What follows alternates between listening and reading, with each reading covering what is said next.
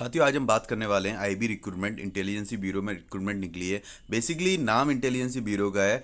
होता क्या है इस जॉब प्रोफाइल में, क्या करना है क्या नहीं करना है, क्या होगा इस प्रोफाइल में यदि फर्स्ट टाइम आप फॉर्म फिल कर रहे हो। और जोन वाइज वैकेंसी है, सारी की सारी वैकेंसी कैसी हैं, जोन वाइज का मतलब ये है कि आपकी शहर में, मतलब आपकी सिटी में आपको ये पोस्ट मिल सकती है यदि आप थोड़े से मार्क्स अच्छे लेके आते हैं। 1671 पोस्ट निकली हुई हैं।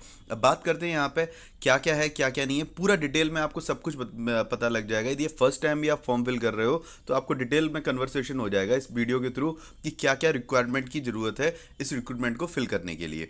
ठीक है, मिनिस्ट्री ऑफ होम अफेयर्स में ये जॉब निकली है इंटेलिजेंसी ब्यूरो के अंदर में, जिसके अंदर सिक्योरिटी असिस्टेंट और एग्जीक्यूटिव और मल्टीटास्किंग स्टाफ, मतलब दो पोस्ट निकली हैं, सिक्योरिटी असिस्टेंट एग्जीक्यूटिव, ये एक ही पोस्ट है, और मल्टीटास्किंग स्टाफ एमटीएस, ये दो पोस्टों के लिए जॉब निकली है। वैकेंसी कितनी है 1671, यानी कि 1671 वैकेंसी है टोटल। डेट इंपॉर्टेंट कब से है, 5 नवंबर से फॉर्म फिल होना स्टार्ट हो जाएंगे, 25 नवंबर आपका तक आपके फॉर्म फिल किए जाएंगे। सैलरी की बात की जाएगी यहाँ पे, तो सैलरी जो एग्जीक्यूटिव असिस्टेंट की जो सैलरी है वो है कितनी, 21,700 से 70,000 के पास, मतलब 69,100 रुपये।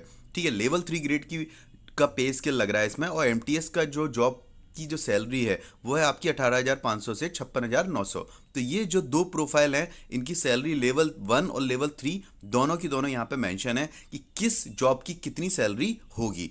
ठीक है जी, वैसे भी एमटीएस की सैलरी कम ही होती है, क्योंकि बेसिकली जॉब होती है एमटीएस की, वो क्या होता है उस जॉब में, मैं आपको बता दूं, एक तरीके से ऑफिस बॉय का काम होता है, या फिर आप ये मान सकते हो डिपार्टमेंट में, जो जिस डिपार्टमेंट में आप सिलेक्ट होगे मिनिस्ट्री ऑफ होम अफेयर्स के थ्रू, इंटेलिजेंसी ब्यूरो के जिस विभाग में आप जाओगे, जिस सिटी में जाओगे, वहाँ पे आपका ऑफिस बॉय का काम होगा। और एग्जीक्यूटिव असिस्टेंट का जो काम होता है, बेसिकली कहने के लिए इंटेलिजेंसी ब्यूरो की पोस्ट है, लेकिन जो जॉब का प्रोफाइल है वो आपका क्लर्क लेवल का ही रहता है। कंप्यूटर बेस्ड जॉब होती है, आपकी डेस्क जॉब होती है, इसकी बात कर रहा हूँ मैं, सिक्योरिटी असिस्टेंट एग्जीक्यूटिव की। ठीक है, ये नाम के लिए है। 90% इसमें जो जो जॉब प्रोफाइल आपको मिलता है वो यही जॉब प्रोफाइल मिलता है कि आपको सिस्टम पर बैठ के सारा का सारा काम कंप्यूटर पर बैठ के करना पड़ता है। अब यहाँ पे यदि आप इस फॉर्म को फिल कर रहे हो तो बहुत सारी चीज़ें इंपॉर्टेंट हैं, वो मैं आपको बता देता हूँ। वैकेंसी 1671 है, ये ऑफिशियली वेबसाइट है जहां से आपको फॉर्म फिल करना है। डिस्क्रिप्शन में मैंने लिंक भी डाल दी है। एग्जाम की डेट कब है, एग्जाम की मोस्ट प्रोबेबली अभी तक डेट मेंशन नहीं हुई, लेकिन जनवरी में एग्जाम ये हो सकता है। इसका ना एडमिट कार्ड आपको देखना पड़ेगा कि कब आता है। बहुत ये फॉर्म बहुत सारे लोग फिल करते हैं, लेकिन इसे देने के लिए बहुत कम लोग जाते हैं, क्योंकि इसका जो प्रोसीजर है बहुत हटके है, बहुत डिफरेंट है, और इनकी जो मेंटेलिटी है वो भी थोड़ी सी अलग है इस डिपार्टमेंट की। फॉर्म की फीस है 500 रुपये। सिक्योरिटी असिस्टेंट की जो एज है एग्जीक्यूटिव की 27 ईयर्स की होनी चाहिए, मतलब इससे ज़्यादा का आपका नहीं होना चाहिए। और एमटीएस जनरल के लिए 18 से 25 साल की एज इसके लिए एलिजिबल हैं आप। यदि इतनी आपकी एज है तो आप इस एज में आके फॉर्म फिल कर सकते हो।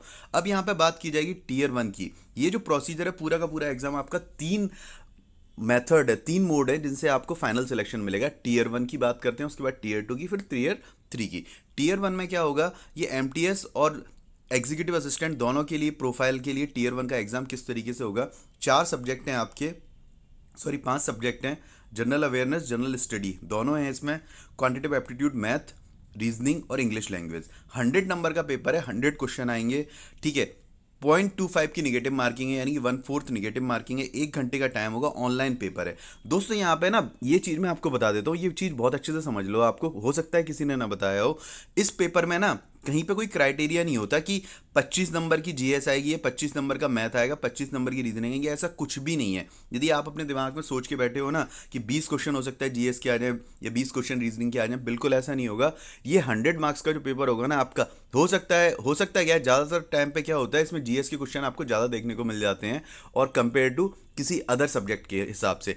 आपको यदि जीएस कवर करनी है तो जीएस के साथ साथ आपको साइंस भी इसमें पढ़नी पड़ेगी बहुत अच्छे से। ठीक है जी, साइंस भी पढ़नी पड़ेगी, और दूसरी जो चीज़ है वो आपको इसमें कवर करनी पड़ेगी बहुत अच्छे से, करंट अफेयर्स।